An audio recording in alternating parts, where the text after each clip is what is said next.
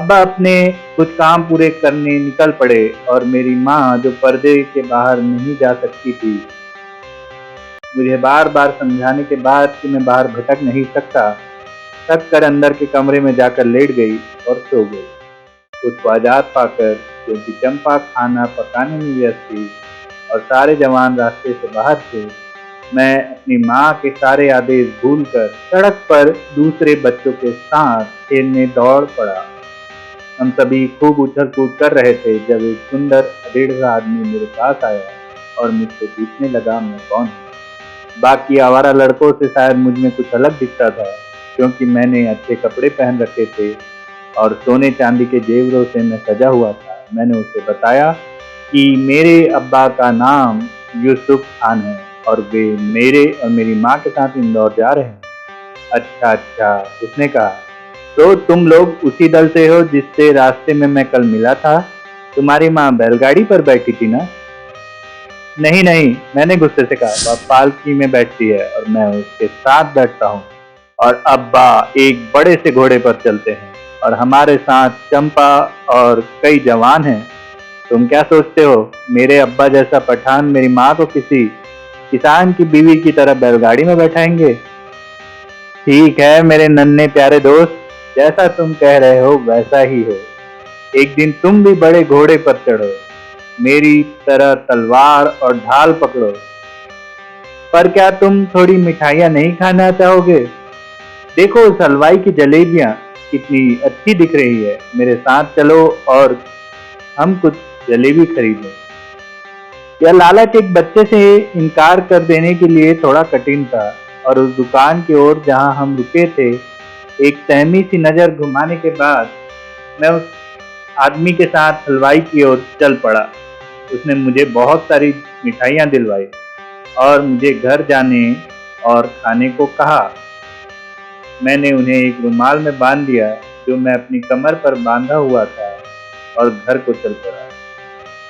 इस अदल बदल ने उन आवारा लड़कों का ध्यान खींच लिया जिनके साथ मैं पहले खेल रहा था और जिन्होंने उन जलेबियों पर नज़र लगाई हुई थी जिनकी मैंने दावत दी। और जैसे ही वह आदमी जिसने मुझे वह जलेबियां दिलवाई थोड़ी दूर गया, वह मुझ पर पत्थर और ढेलों से हमला करने लगे, जब तक उनमें से एक, जो दूसरों से ज्यादा हिम्मती था, मुझे पकड़ मुझसे मेरा इनाम छीनने लगा।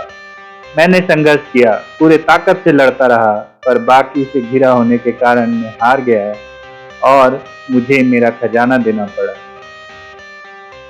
इससे नाखुश एक बड़ा लड़का मेरे गले से हार छीनने लगा, जिस पर मैं अपनी पूरी जोर से रोने लगा। मेरी आवाज़ से मेरे दोस्त का ध्यान मुझ पर गया, जिसने जल्द ही दौड़ते हुए लड़कों के उस झुंड को भगाया। मुझे अपने साथ लेकर वह मेरे घर की तरफ गया, जहां उसने मुझे चंपा के हाथों सौंपते हुए उसे बाहर हुए झगड़े के बारे में बताया और साथ ही मुझे अपनी नज़र से दूर न होने देने के लिए चेताया। मैं बुरी तरह से रो रहा था और मेरी माँ एक अनजान आवाज़ सुन मुझे अपने पास बुलाने लगी। मुझसे पूछने पर मैंने सारी कहानी सुना दी। माँ ने उसे पर्दे के पीछे से शुक्रिया करते हुए कहा कि मेरे अब्बा यहाँ नहीं हैं, पर अगर वे 1-2 घंटे में वापस आ सके तो वे जरूर उससे मिल सकेंगे और उन्हें यकीन है कि वे भी जरूर उस इंसान से रूबरू मिलकर शुक्रिया अदा करना चाहेंगे जिन्होंने उनके बच्चे को बचाया। वह आदमी बोला, वह जरूर आएगा, और चला गया।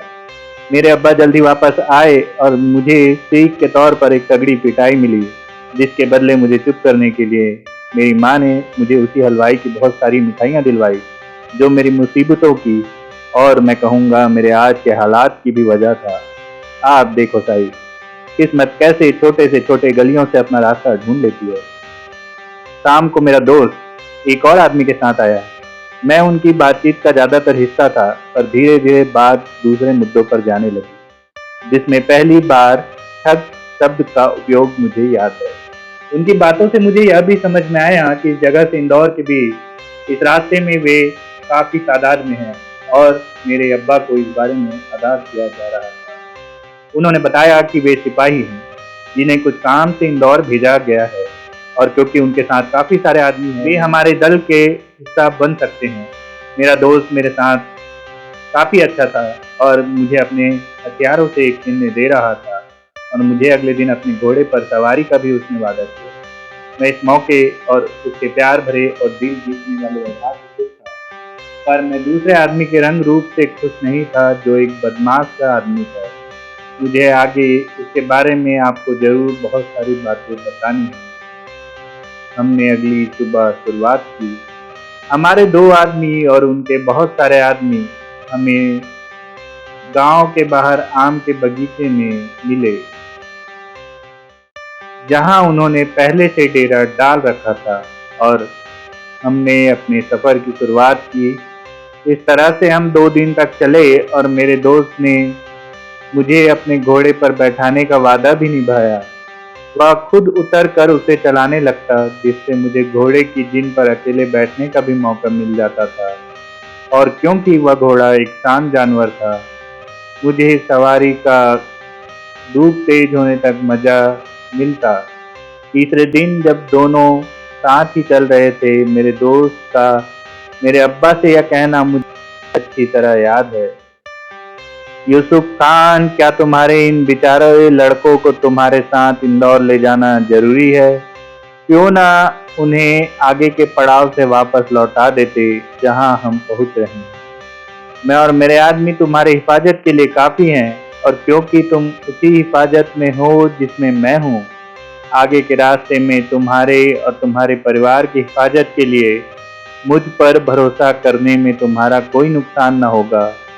इसके अलावा रास्ते का खतरनाक हिस्सा, जंगल जिसमें हम 2 दिन से चल रहे हैं, गुजर चुका है और अब हमारे सामने खुला देहात है। ठगों और चोरों से असली खतरा वहीं था और अब वे काफी पीछे रह गए हैं। सही कहते हो, मेरे अब्बा ने कहा। गलत ना होगा अगर मैं कह सकूं कि लड़के भी वापसी के एक लंबे रास्ते से बचने के लिए मेरे शुक्रगुजार होंगे और ऐसे भी वे हमारे साथ 50-60 कोस चल चुके हैं।